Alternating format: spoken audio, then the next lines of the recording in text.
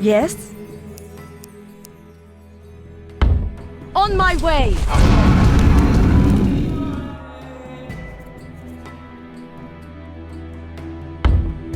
On my way! Oberon told you that Nimue found shelter among the northern Pict tribes. This is the perfect opportunity to destroy the Fomorian gate that has opened on the border between the land of the Picts and the Furbolg giants. Lord Oberon intervened on your behalf, so you will be able to offer your help to the Furbolg king. The camp of the giants is small by their standards, but still bigger than anything you have ever seen. There are more than 100 giants here, and since they are all warriors, you see women and children as well. They are a formidable army, particularly with their wargs.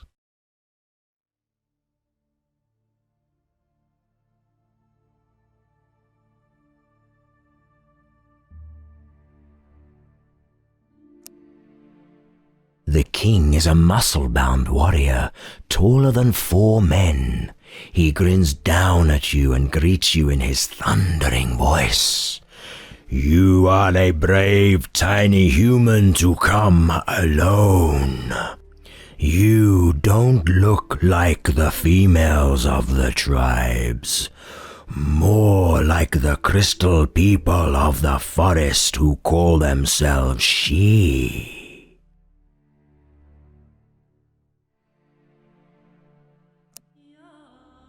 The king nods. So you are a crystal human who possesses great powers. So be our guest at tonight's feast.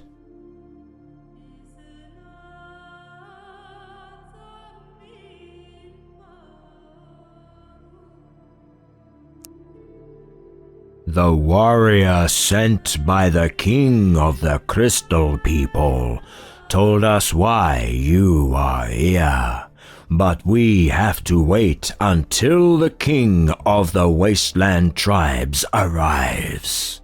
Now eat. The enormous servings of meat start to arrive on big, flat stones instead of plates. The feast has begun. The Picts arrive after noon. The leaders of the 7 tribes are all here, led by the elder shaman dressed. The warriors escorting them look at you and the giant with suspicion. If Oberon was able to convince these 2 enemies to negotiate, he must be very influential. The king welcomes the chieftains who give him presents, following the ancient custom. They give him an old stone axe which was captured 2 generations ago. It looks like negotiations will start in a good spirit. When they sit down, the king asks you to begin your speech.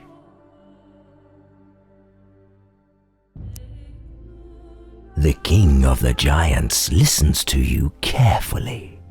The steep rocks have protected them so far, but if the Fomorians attack from behind, it could be the end of them. If they can't destroy the gate, they can't stop the hordes.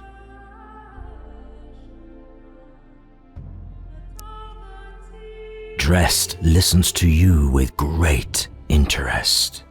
The northern Picts were always mighty warriors, and under the guidance of a powerful enchantress, they might be even more dangerous.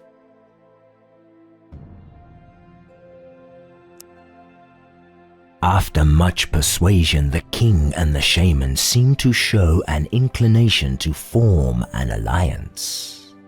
Then Dressed suddenly gives you a mischievous look and asks you how your tiny army will be useful for them against the Fomorians.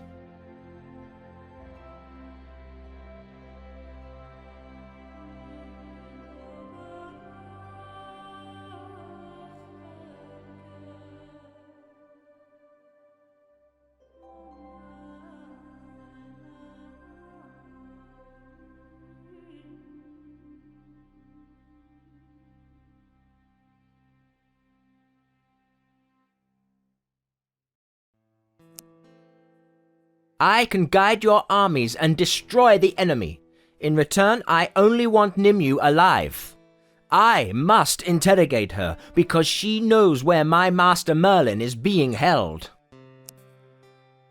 After a brief conciliation, both parties accept your offer, and they promise to send you an army against Nimue, and troops to help you free Merlin.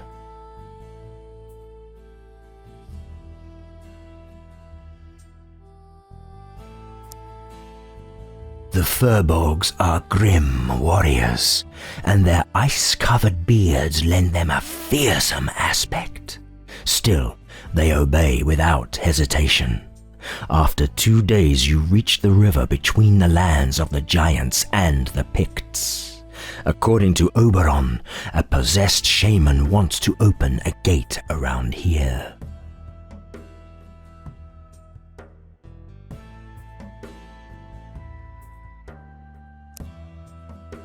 You can't sense the exact location of the gate, but you feel the weight of a great, menacing power that is slowly taking form and shape somewhere around here, like a stone growing in your guts.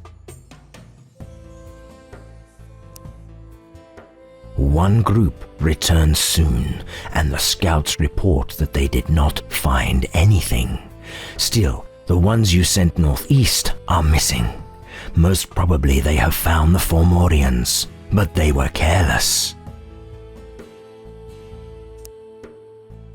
In the riverbed, a darkly shimmering gate is forming slowly. The Fomorian that is helping to bring it into the world is the most repulsive creature you have ever seen. With him are Pict warriors who have reached the last phase of transformation. They howl when they see you and try to repel your attack.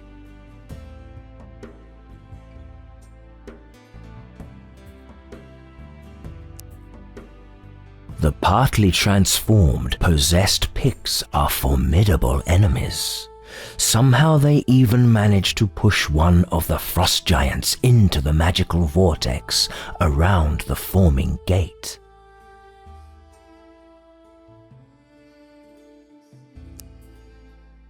You break through the picked ranks and attack the savages who backed the Furbolg into a corner.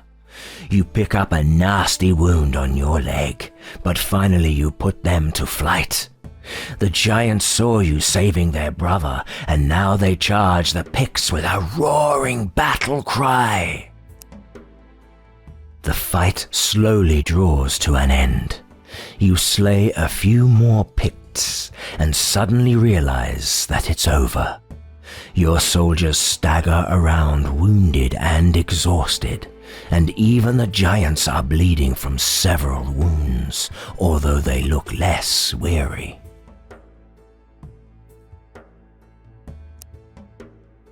The vortex is immensely powerful, and concentrating on its energies makes you dizzy, as if you were staring into a dance of whirling stars. And it's getting stronger. You are unable to close it, even with the help of the Shard of the Grail.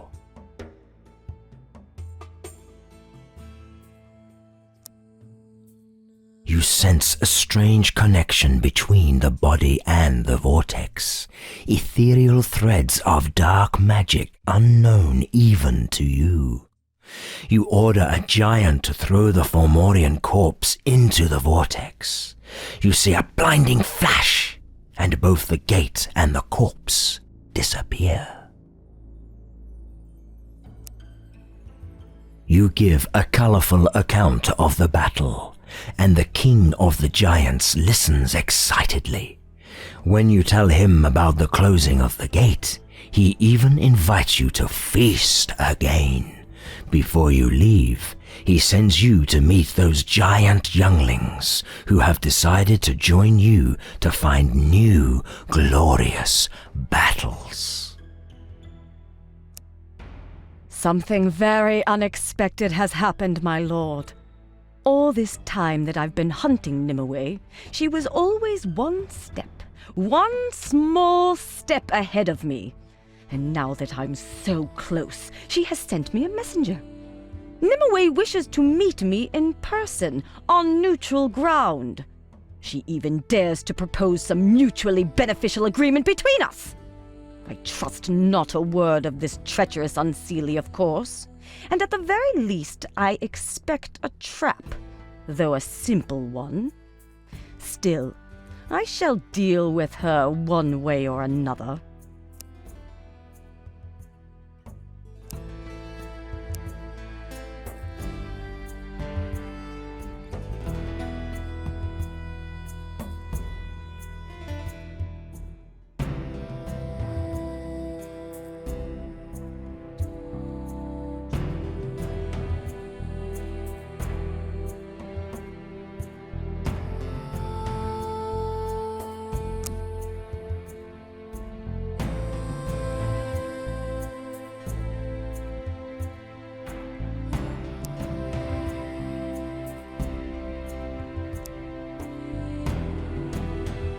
The alliance of the Picts and the giants of the northern lands is in.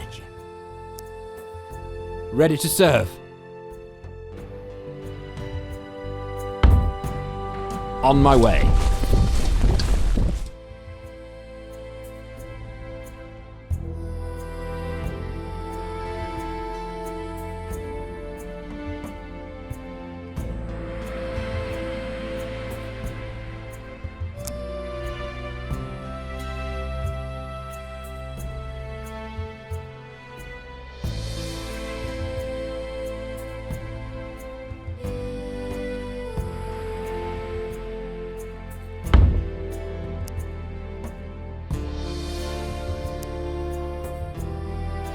On my way. Yes, my lord.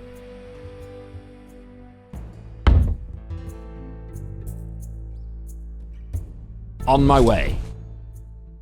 Your wish? All right. The alliance of the Picts and the giants of the northern lands is in jeopardy. One chieftain's son was taken captive by the Picts, who demand that the giants retreat to the mountains, otherwise they kill the prisoner. The giants can't sneak into the Pictish camp, and the prisoner dies if they openly attack the savages. This is certainly not the most ideal situation for you to negotiate about recruitment.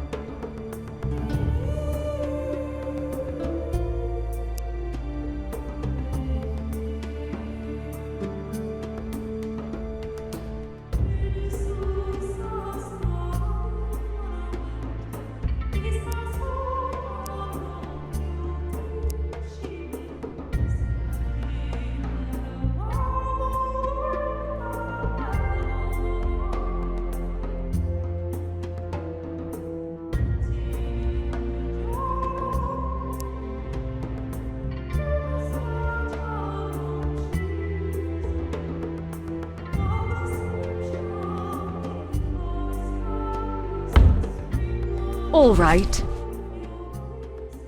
Ready to serve.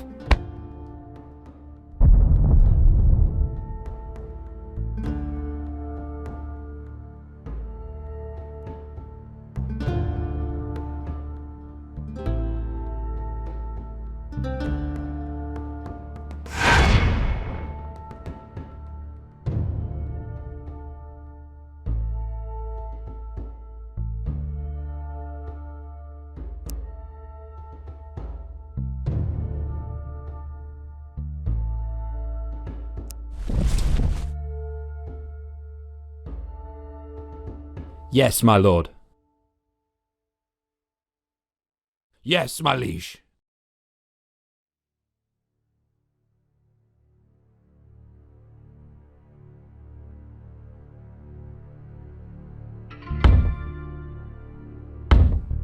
On my way!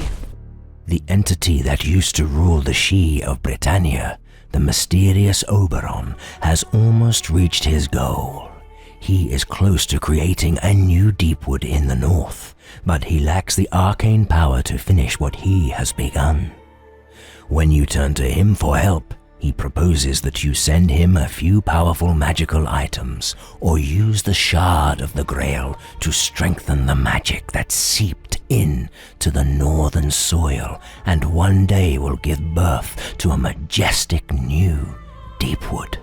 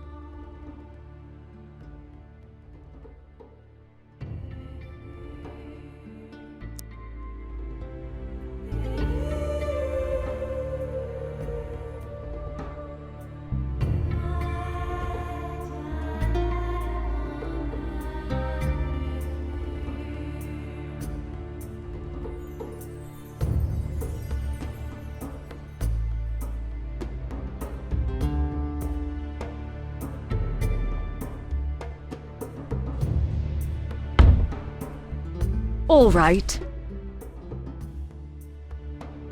Yes, my lord.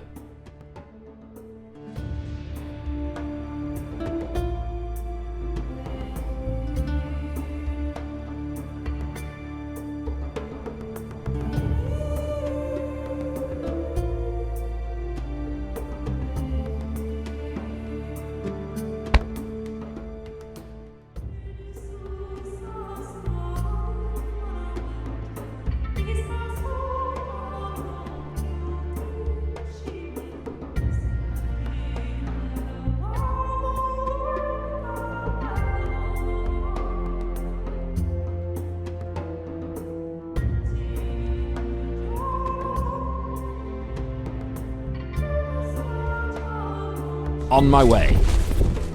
Ignoring the orders of the Knights of Beowulf, Sir Galahad lets you pass into the Saxon lands.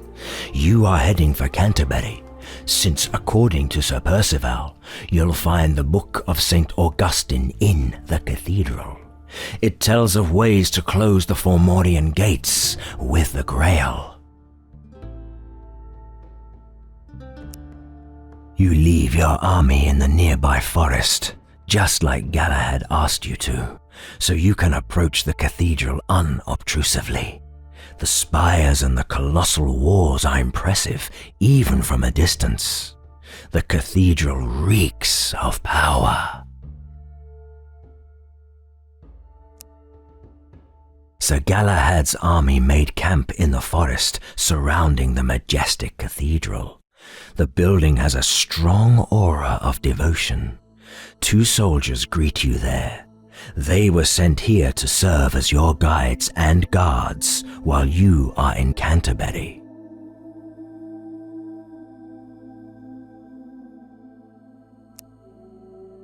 You meet Sir Galahad in his simple cell. He only has 2 stools and a table. He's relieved at the sight of you. Things are getting worse. The Grand Master of the Beowulf Order is already aware of your arrival and has even sent a message to the knights. The abbot is also getting anxious. The knight thinks that you should visit the abbot first, since he is the only person who can grant you access to the archives without violating the rules of the monastery. Something about his smile makes you suspect that he might enjoy breaking this particular rule, though.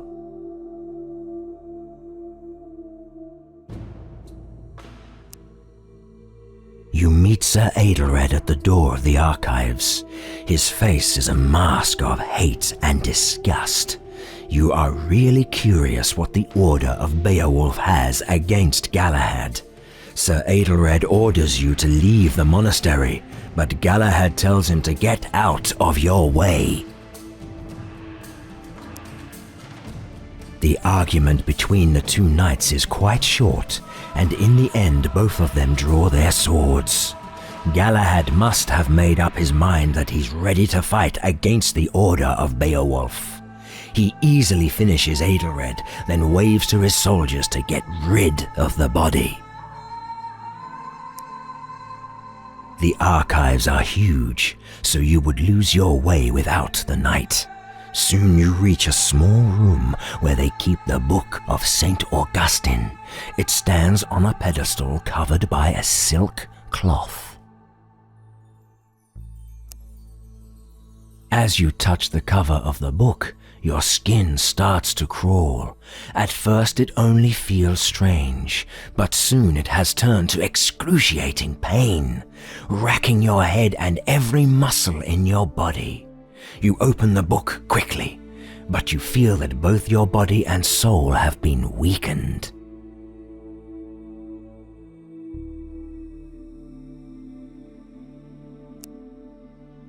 The knight leads you to a round hall that you could cross in a dozen steps. It looks like an ordinary room, but when you mention this to Galahad, he only grins.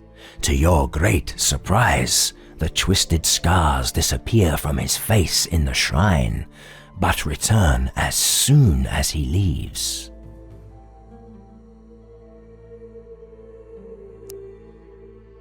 The ritual is written in an unfamiliar language, but fortunately the description is clear enough.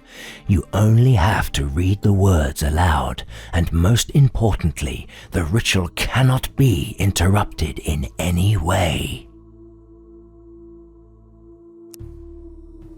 You follow the description and place the shard of the Grail on the stone floor, in the middle of the shrine.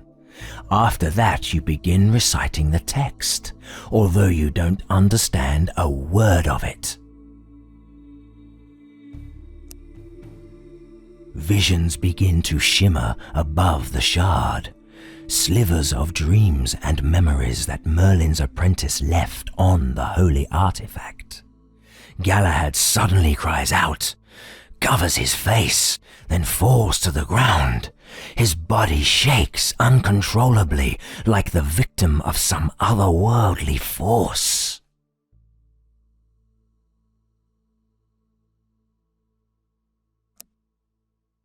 The light in the shrine is getting brighter, and the visions shimmering over the shard are about to disappear as the impression of the soul leaves the artifact. In the end, you only see the face of the apprentice, but at the end of the ritual, that disappears too. You help him to his feet, and he expresses his gratitude. You look at his face in the light of the shrine, which makes all his disfigurations disappear. And you wonder if he could rule the Saxons, if he was free of this curse, and could use the power of the Grail to greater goals. The shard is cold in your hand. You don't sense any changes, but you have no doubt that the ritual was successful. In the meantime, Galahad gets to his feet and waits for you, staring at you thoughtfully. The knight takes the book and nods. It is time for you to go. You follow him to the corridor. You want to ask him about his plans, but suddenly you notice that the infection has disappeared from his face. He reads your eyes, then touches his face. He is also amazed by the change.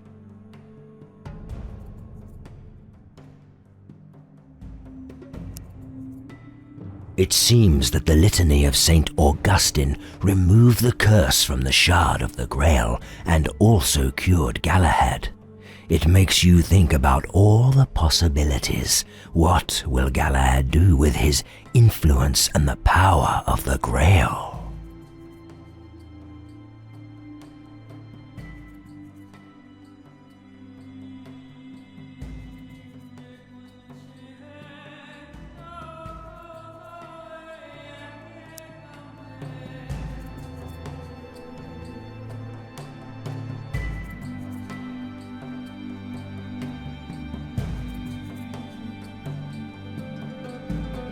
Yes, my liege.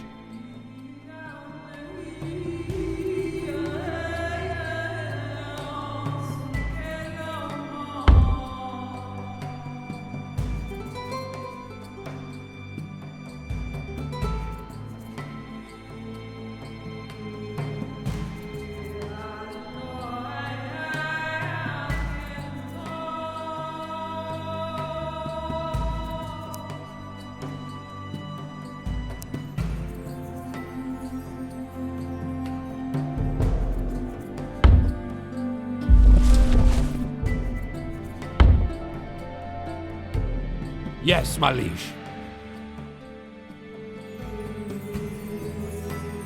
On my way. You must find Sir Kay in a haunted castle, where the wall between the worlds is weaker, and a desperate man could try to break into the pathways of the She, which are now out of reach. It's a strange place where time flows at an unnatural pace, and everything can be deceiving. Castle Roxburgh is a majestic ruin. The outlines of the old towers cut into the ashen sky like jagged blades. The windows are gaping holes and crows circle above the decrepit rooftops. You are alone on the plain, and suddenly you feel that the castle is bigger than you thought. You walk through the open gate and enter an empty hallway. You immediately feel the closeness of the other world to this place. The cold draft on your face carries the stench of winter mist, and soft whispers fill the silence. You see two doors leading in different directions. The door slams shut behind you with a thud, and it won't budge at all. Suddenly, a cold wall of mist sweeps through the empty corridor, and ghastly shapes appear from the haze. They begin to take shape, forming flesh from the fog, radiating freezing cold. There are dozens of them.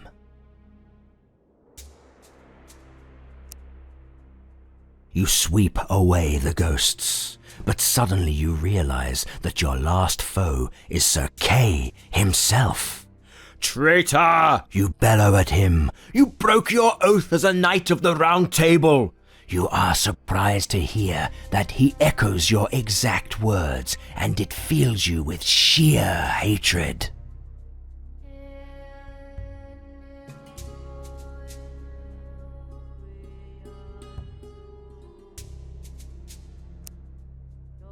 You rush at him with a mighty swing of your sword. Your anger gives you impossible strength, and he can't defend himself. Then you glimpse your fallen foe, and you are stunned to see that he's King Arthur. Then he disappears as a vision, and you walk away. It all feels like a dream. You step into the sad remains of a former library. The shelves are empty, and the heaps of ancient tomes lying on the floor have rotten away entirely. You take your time though, and you find a scroll that survived the destruction. It's about the methods of forging a magical item.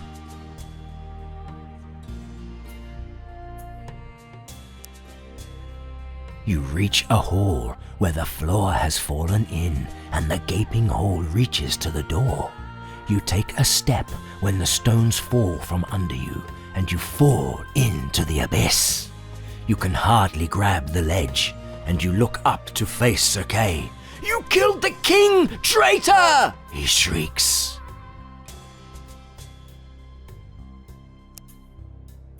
Your hatred gives you the strength to get out of the abyss and grab Kay with a vicious lunge. He plunges into the deep, and suddenly you think you saw him disappear in a blinding light that reminds you of something you'd forgotten. Then it's over, but it still feels like a dream.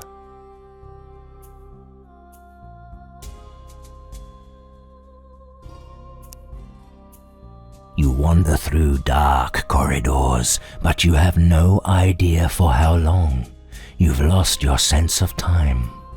Everything feels so unreal here that you don't bat an eyelid when you step into a room and see Sir Kay before you.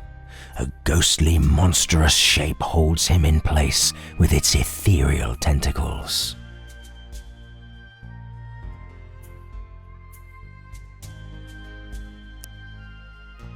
The strange creature is so lost in whatever terrible thing it's doing with Sir Kay that it only becomes aware of you when the sword cuts into its tentacled head.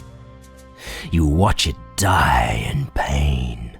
Then you stare grimly at Kay. You think that he's dead, when suddenly his face twitches. Kay opens his eyes, and to your greatest amazement he looks at you with relief. You saved me, Lancelot, as you always do. As a knight, I can't forgive what you did to King Arthur, but I'm grateful as a mortal man. You see that he's dying, and there is nothing you can do.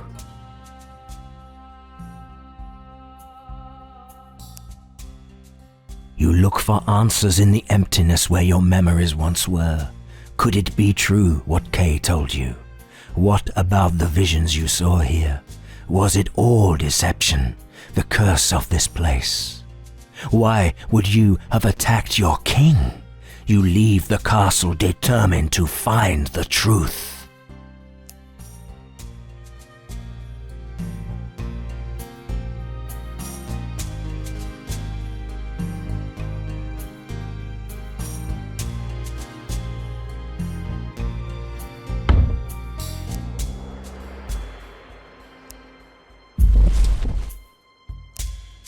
Ready to serve. Ready to serve.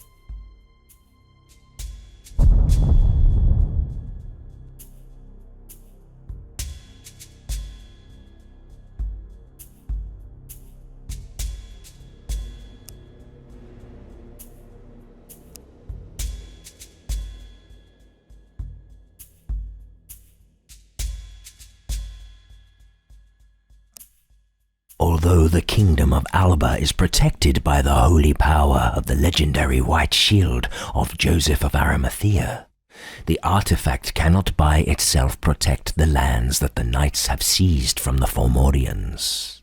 They require warriors whom they can send out to patrol the new borders.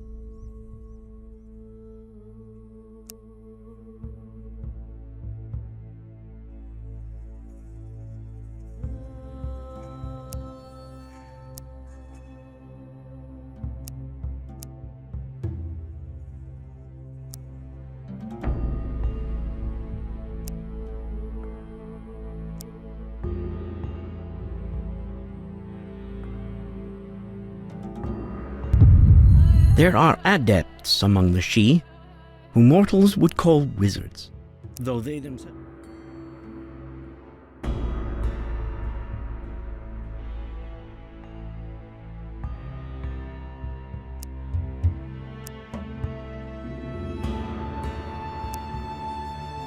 Yes, my liege.